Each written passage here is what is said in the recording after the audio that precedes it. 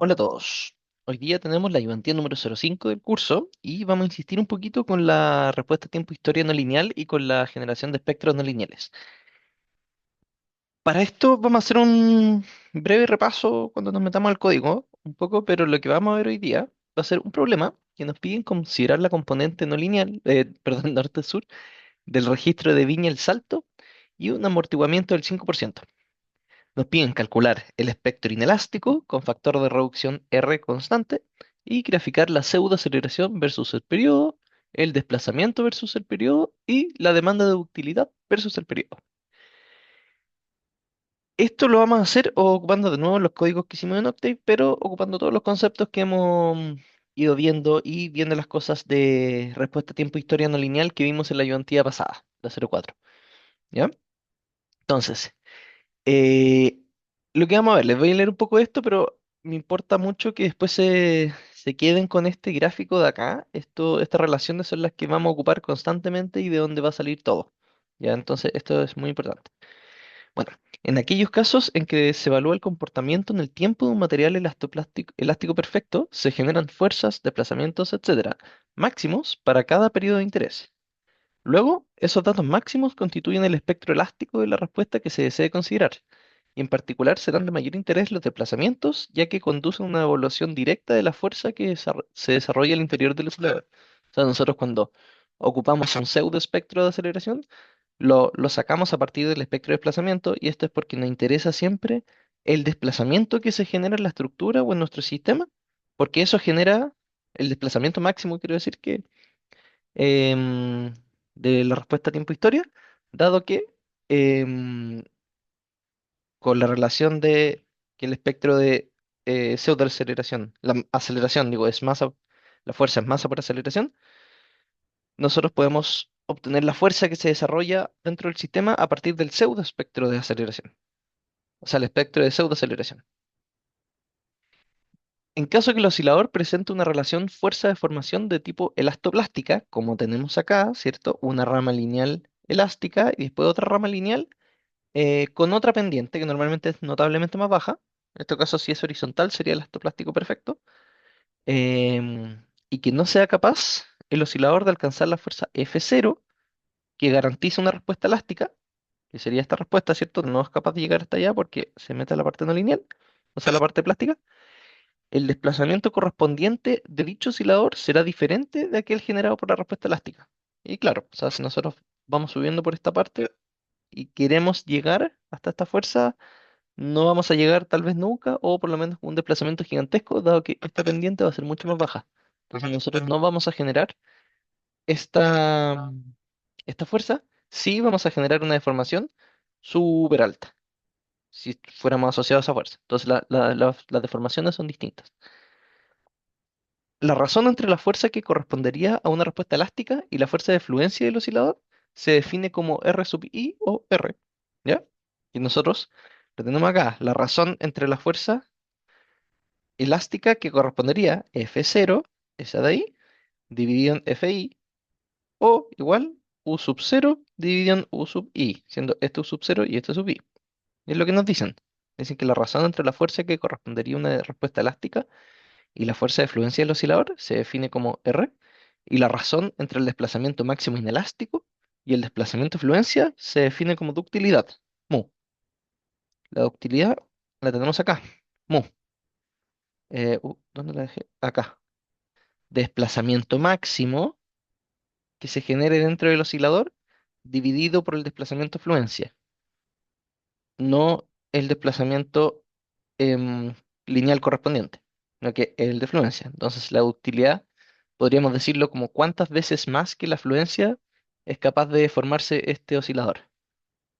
Una ductilidad de 3 querría decir que si esto vale 1, esto es capaz de desplazarse 3, de deformarse 3. Digo. Notar que los desplazamientos inelásticos, U sub m, en principio pueden ser mayores, menores o iguales a los desplazamientos correspondientes elásticos o sub cero, dependiendo de múltiples factores: el periodo, el contenido de frecuencias, amplitudes del registro, la fuerza de fluencia, etcétera. pero en la gran mayoría de los casos son diferentes y en consecuencia el espectro de desplazamiento elástico no va a coincidir con el inelástico. En el caso de la pseudoaceleración, S sub A se define como el valor por el cual se debe amplificar la masa del oscilador para generar una fuerza máxima, que es lo que les decía. Ya, para poder generar esa fuerza máxima asociada a un desplazamiento máximo es masa por la pseudoaceleración, porque no es la aceleración directamente propiamente tal. En el caso del oscilador elastoplástico, dicha fuerza máxima se encuentra identificada por un valor conocido F sub i, que es lo que tenemos máximo en el oscilador elastoplástico, F sub i. Entonces tenemos nosotros que, si hacemos esta vuelta, vamos a tener que la pseudoaceleración debiese ser igual a F sub i dividido en la masa. Podemos obtener de este F sub i, escribirlo como pendiente, K, rigidez, ¿cierto? Por deformación de fluencia U sub i. Y esto de acá, haciendo esta misma relación, Km es igual a omega cuadrado. Entonces, U sub i por omega cuadrado vendría siendo la pseudoaceleración. Implementando computacionalmente lo que se describió anteriormente, vamos a ver los códigos ahora, y considerando una densidad de puntos mayor en periodos bajos, vamos a tener lo siguiente. Y aquí vamos a armar el espectro, ¿ya? Pero esto me interesa mucho que siempre se queden con esto. Entonces aquí nos vamos a pasar a los códigos de nuevo, ¿ya? Espectro inelástico. Vamos a hacer, esto es básicamente correr un tiempo historia no lineal muchas veces. Lo voy a correr al tiro porque se va a demorar. Estos códigos ustedes los van a tener disponible en Canvas, por si. Mientras corre esto, aquí está corriendo, ya. Ahora sí, ya. Nosotros vamos a cargar un registro de aceleraciones que va a ser un registro en constitución, que tiene un delta t de 0.02, o sea, un dato, por así decirlo, cada 0.02 segundos. Graficamos el registro que tenemos acá con la función típica que siempre ocupamos, GraphRec, que nos va a mostrar intensidad de área, varias cosas. Y esto lo tenemos acá. Aquí está el registro. Lo mostramos aquí. Aquí está. Tenemos, esto está en centímetros por segundo al cuadrado, por cierto. Me paso SG. Pero tenemos un PGA de 410 centímetros por segundo al cuadrado, o sea, cerca de 0.5 G aproximadamente. Em, Vemos aquí más o menos marcada la zona fuerte, que lo vemos entre los 17 segundos, digamos, y los 90 segundos. O sea, entre por acá parte la zona fuerte y termina aproximadamente por aquí. Lo tenemos marcado acá, con la intensidad de áreas. Y aquí tenemos graficada el registro de aceleración en su zona fuerte. ¿Ya? Después, eso lo hacemos con la típica función GraphRec. Y vamos a truncar el registro al final de la zona fuerte, dado que no necesitamos. Sabemos que la respuesta va a estar probablemente durante la zona fuerte, la respuesta máxima. Calculamos entonces la respuesta elástica en el tiempo del sistema. Vamos a ocupar este vector de periodos. No necesitamos densificar más que esto. Podríamos, pero eso va a ser extremadamente más lento y en la parte rígida es donde vale la pena densificar porque ahí hay más pics o cosas raras. En cambio, en la parte flexible, no tanto. ¿Ya? Vamos a ocupar este vector de acá. Lo vamos a hacer por un oscilador de masa unitaria. Omega lo sacamos a partir de los periodos que tenemos, ¿cierto? 2pi partido en t. Entonces vamos a tener nuestro vector de frecuencias, nuestro vector de rigideces, por lo tanto, el amortiguamiento al 5% y el amortiguamiento, o sea, la razón de amortiguamiento y el amortiguamiento de cada oscilador depende de la rigidez, por lo tanto de omega. Y tenemos acá, nu por 2 por m por omega. Entonces armamos el espectro elástico.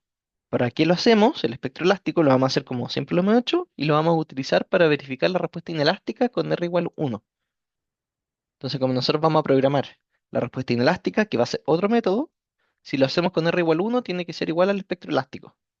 Ya, tal vez diferencias pequeñas por métodos numéricos que estamos ocupando, pero deben ser iguales.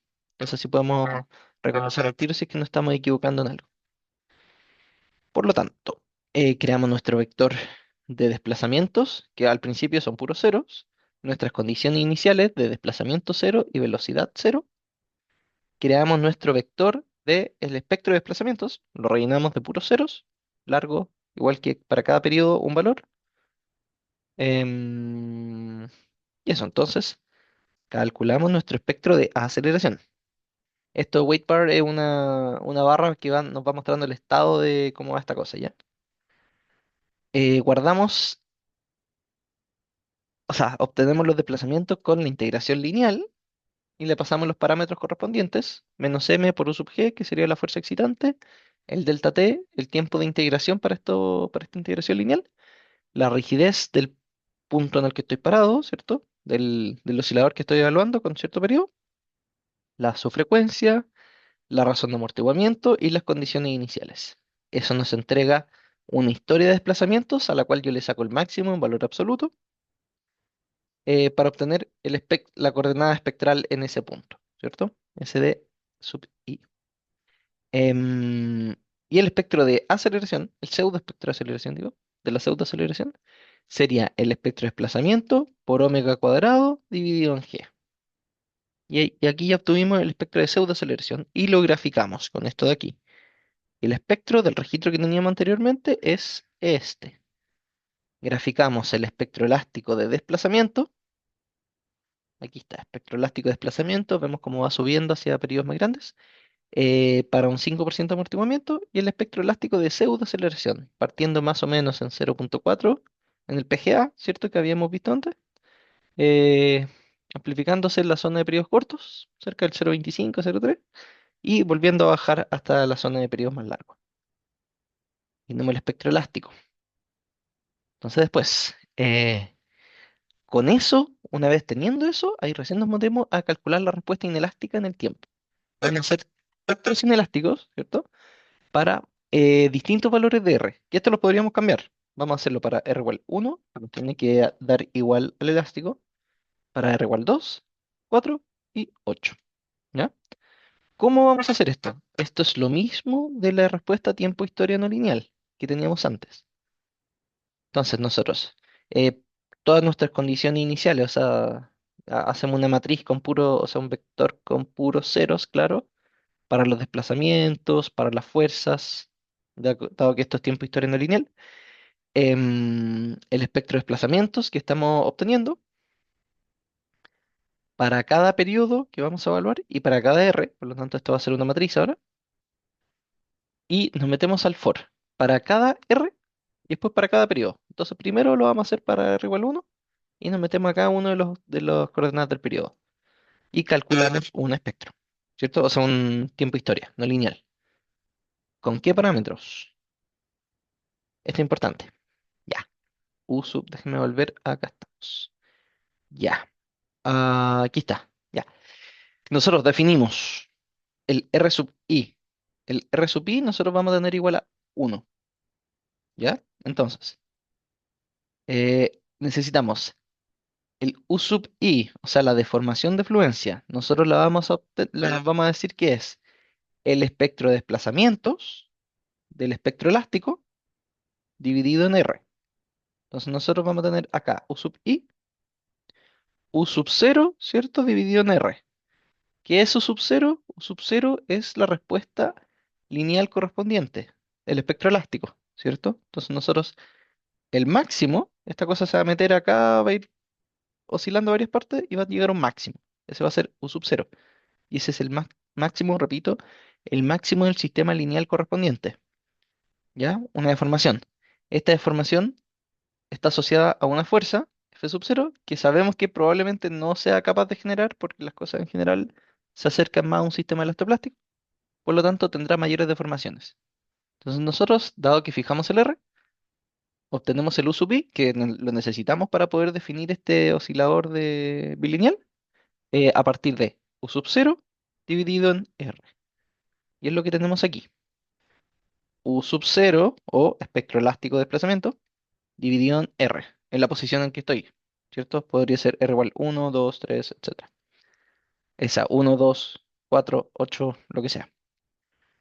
La fuerza de fluencia, por lo tanto, va a ser la rigidez del oscilador por U sub I. La masa perdón, la rigidez va a ser la rigidez del oscilador, ¿cierto? Estoy armando la estructura acá, por eso M.K inicial, saca elástico.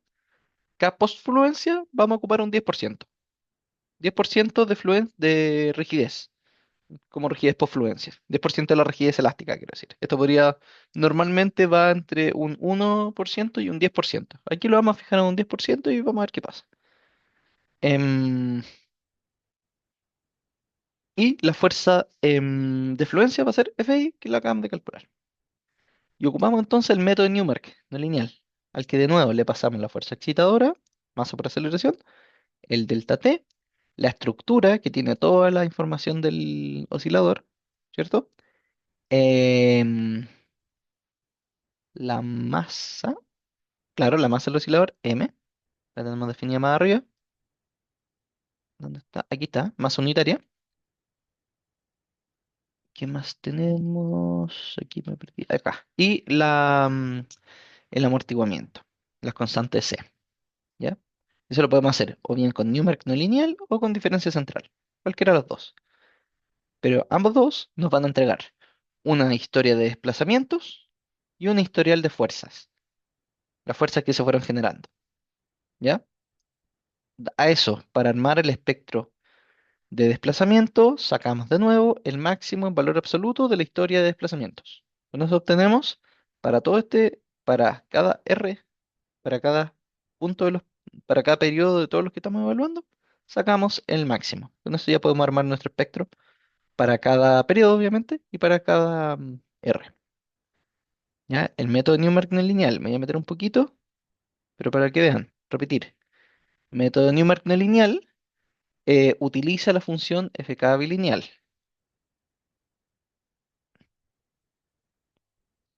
Y la función fk bilineal, de nuevo, yo le paso el estado anterior, asumo inicialmente que tengo un comportamiento lineal elástico, eh, fijo mi información en la que me pasaron ahora, la nueva información, fijo mi fuerza, saco mi rigidez que debería estar asociada a eso, y veo la fuerza. La fuerza debiese ser la fuerza que tenía el paso anterior, más la rigidez por la diferencia de formaciones entre la que me están pidiendo y el lado donde estoy parado.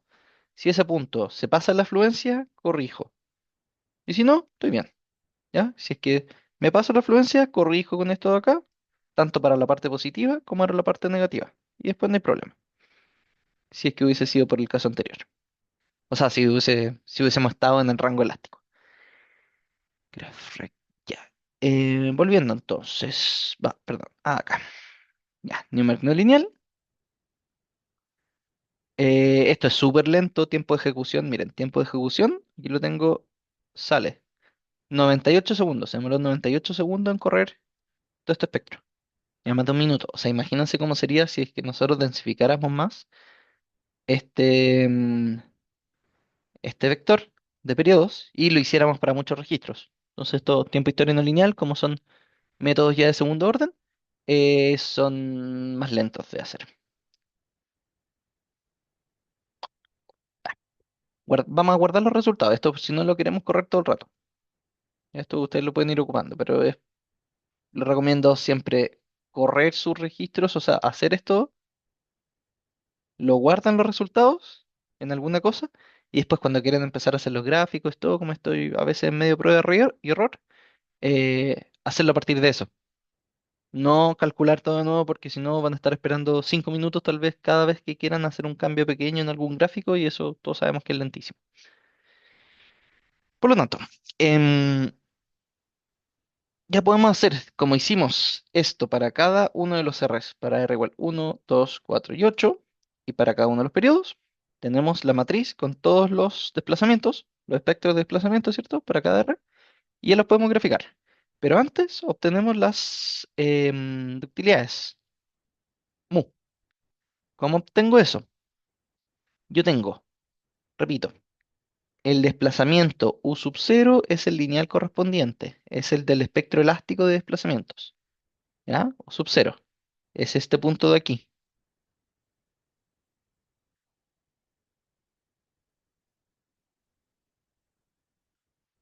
Después tenemos la aceleración, em, claro, el espectro de aceleración, de pseudoaceleración, perdón, y la ductilidad mu. Para cada uno de los R, entonces, volvemos para atrás, la deformación de fluencia, ¿Cuál va a ser? Nos la definimos antes, pero va a ser U sub 0 dividido en R. Es lo mismo que tenemos acá, esta relación de acá. U sub 0 dividido en R nos da U sub I. U sub 0 dividido en R, que sería esta distancia, digo, esta relación F sub 0 dividido en Fi, ¿cierto? Eso es R, dividido en U sub I, nos da SR.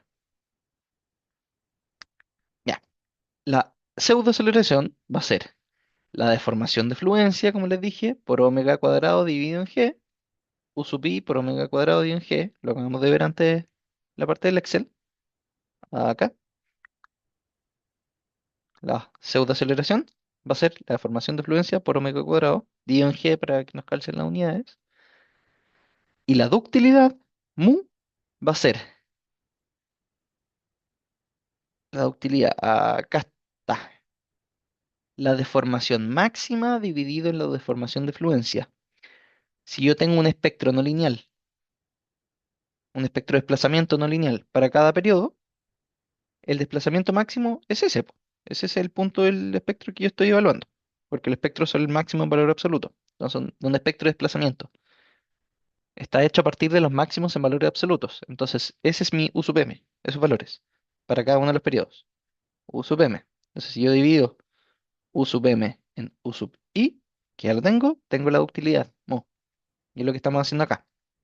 Mu es igual a el espectro no lineal de desplazamientos, que sería U sub m, este término es U sub m, dividido en U sub i. Eso sería el vector de mu.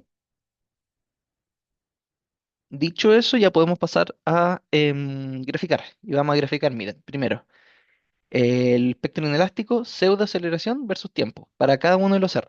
Y eso lo tenemos aquí. Ah, tenemos las tres cosas ya. Gráfico de espectro inelásticos, pseudoaceleración versus periodo, desplazamiento versus periodos y, esto es importante, ductilidad mu versus periodo. ¿Ya?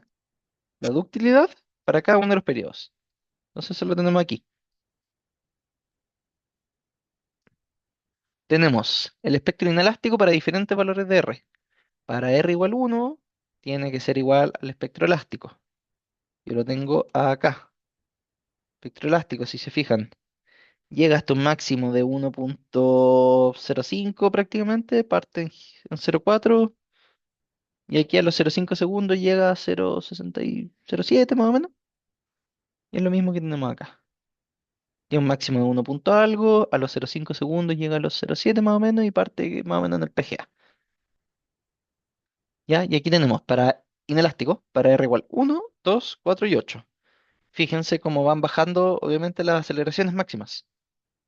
Los desplazamientos, en cambio, son casi iguales, ¿cierto? Nosotros tenemos, obviamente aquí no se ve mucho, pero nos vamos acercando, no sé, a un segundo. Fíjense las aceleraciones, las pseudoaceleraciones, digo, que yo estoy teniendo. En un caso tengo 0,40 y algo G, para R igual 2 tengo prácticamente la mitad, 0,2 y así, pero las deformaciones son prácticamente iguales. Entonces, mi oscilador, o la estructura, lo que sea, ¿cierto? El oscilador, dependiendo del R que sea capaz de desarrollar, va a ser la fuerza asociada a ese desplazamiento, cuánta energía va a poder disipar.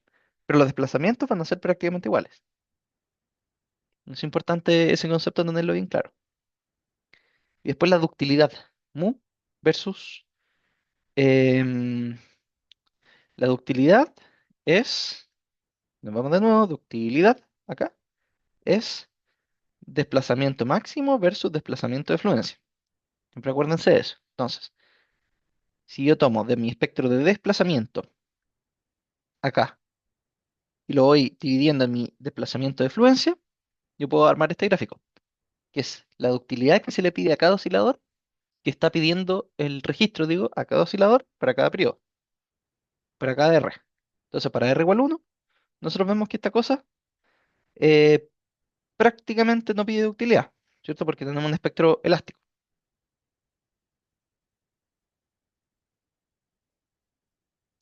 Para R igual 2, nos paramos por acá. esto si se fijan, estamos graficando el vector acá, periodo versus mu, ductilidad. ¿Por qué no vamos a tener? ¿Por qué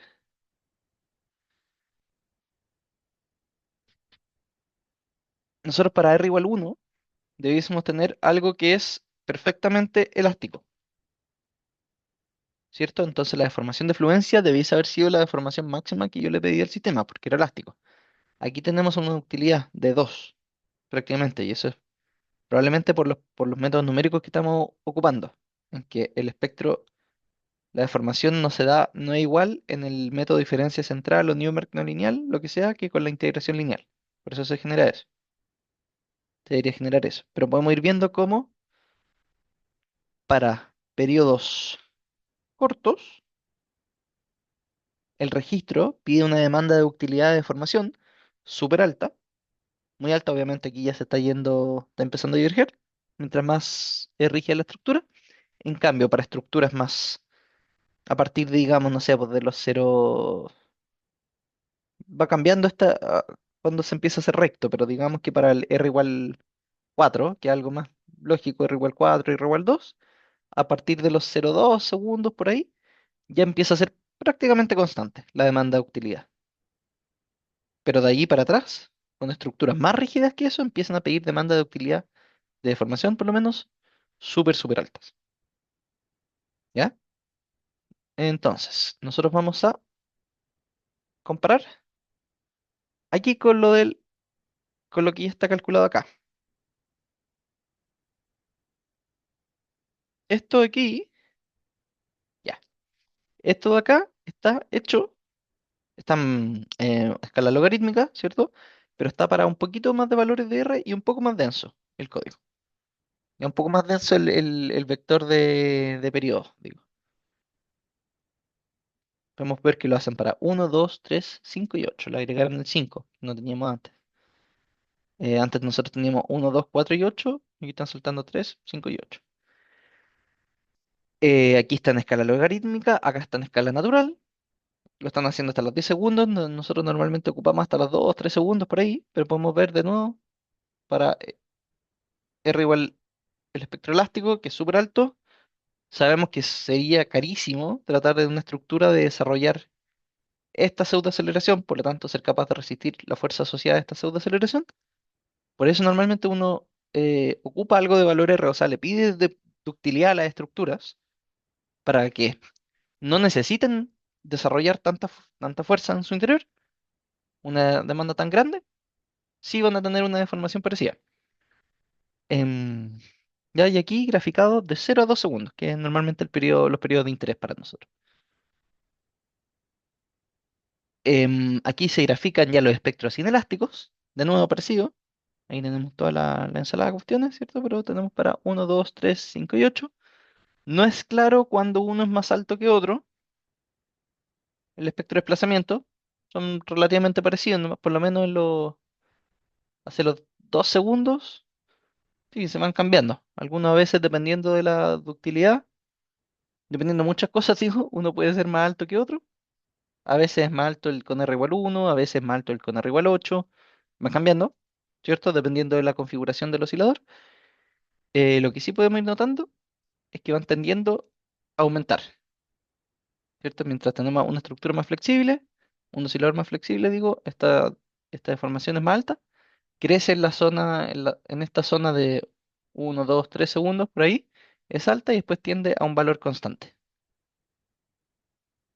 Y aquí tenemos la ductilidad, mu, que sería deformación máxima dividido en deformación elástica correspondiente. Lo mismo que teníamos antes, ya un poquito más denso. Tenemos para 1, 2, 3, 5 y 8. R. Aquí tenemos cuánto debería ir cortado para el espectro elástico. Día a la 0, o sea, 1. La deformación máxima es igual a la deformación lineal correspondiente. Tenemos un zoom a esa parte, por así decirlo. Y tenemos más abajo, sí. Ya. Esto que tenemos acá, lo tenemos para una rigidez post-fluencia del, si no me equivoco, del 5%. Creo por ahí, no, no lo tengo anotado, ya. Pero una rigidez por fluencia del 5%, entre un 5 y un 1%. Y después se vuelve a hacer el problema anterior, pero considerando una rigidez por fluencia igual al 10% de la rigidez elástica, como pareció lo que corrimos nosotros.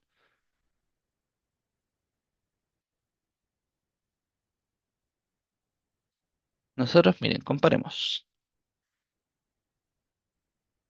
Comparemos los periodos.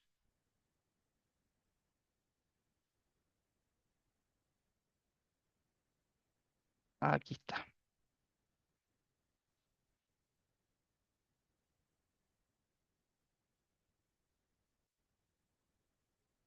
En un segundo, vamos a comparar aquí. Vamos a calcular. Comparemos los espectros. Aquí está. Ya, vámonos a entre 0 y 2 segundos, que es lo que nos importa normalmente. Vemos los espectros, son más o menos bien parecidos. Se marcan un poquito más cuando tenemos una rigidez por fluencia del 10% en vez de el 1%, entre el 1 y el 5%, digo, una cosa más plana, ¿cierto? Más horizontal. Em, Cuando ya tenemos algo más parecido a un bilineal con alguna pendiente ya más marcada, se empiezan a marcar más estas cosas. Fíjense cómo aquí ya se mezclan, aquí ya no tenemos tan mezclados. Si nos vamos después a estos de acá, los espectros inelásticos que tenemos más abajo, espectro de desplazamiento, aquí, por ejemplo, acá, claro, aquí fíjense que tenemos más píxeles, un poquito más variable esta cosa, que en este caso acá. Cosas que podemos ir viendo nomás, ¿cierto? Al tener una rigidez por fluencia mayor. Y si nos vamos aquí está, a las ductilidades, aquí hay de todo también. Vamos a comparar directamente al último.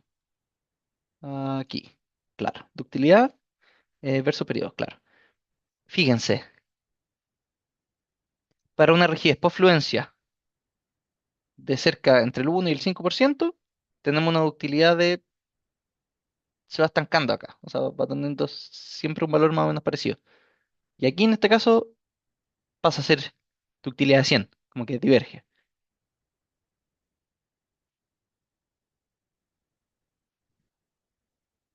En cambio, cuando nos pasamos desde, estos son para periodos bajos, ¿cierto? Pero para periodos de 0,1 segundos, que sería dial a menos 1, para adelante ya es más o menos parecido, de aquí hacia adelante, si se fijan.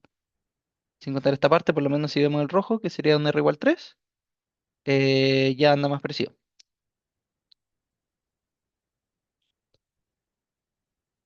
Entonces, volviendo, para interpretar un poquito estos datos, si nosotros, como dice acá, debido a la propia definición de la pseudoaceleración, que sería la fuerza que se desarrolla cuando el desplazamiento es máximo, o sea, omega cuadrado por el espectro de desplazamiento, el endurecimiento post-fluencia eleva este valor. Sin embargo, el aumento por el sobre el caso elastoplástico es muy limitado.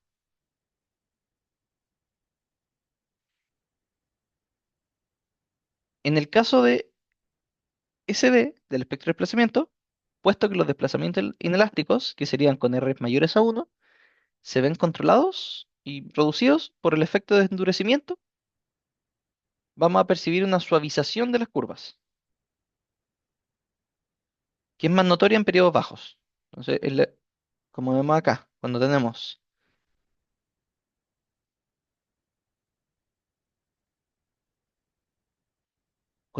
aquí, que es una rigidez por fluencia mayor, que en el caso de acá.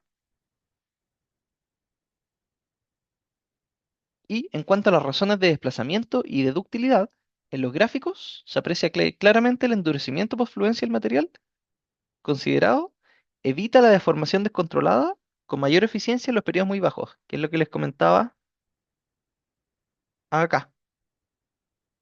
No tenemos deformaciones tan altas que se generan en comparación acá.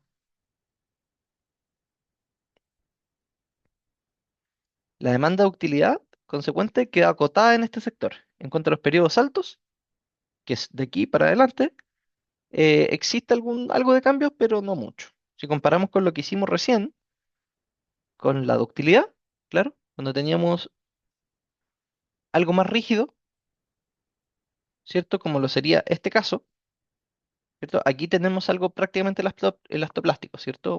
Cerca de un 1, el 5%, dependiente. Acá en este caso tenemos una pendiente mucho más elevada, donde casi esto es parecido a tenemos el 10% rigidez por fluencia, es cercano a la rigidez inicial, se nos disparan las deformaciones acá inicialmente, en comparación a la utilidad que tenemos acá.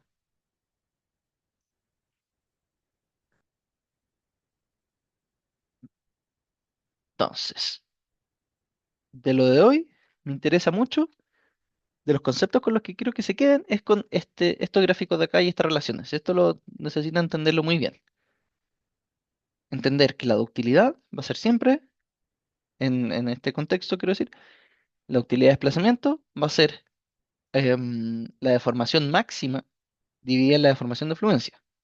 Perdón, claro, la deformación de fluencia. El R va a ser lo que sería la fuerza que se habría generado en un sistema lineal equivalente, correspondiente, digo, dividido en la fuerza de fluencia del oscilador que estoy considerando, o bien, que es lo mismo, la deformación que habríamos tenido en un sistema lineal correspondiente dividido en la deformación de fluencia.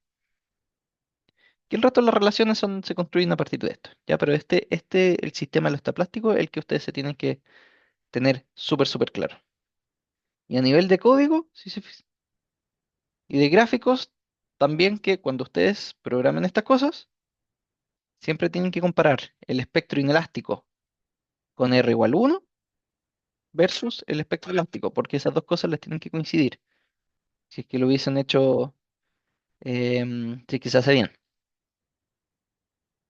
Y eso es todo lo que tenemos hoy día. Muchas gracias.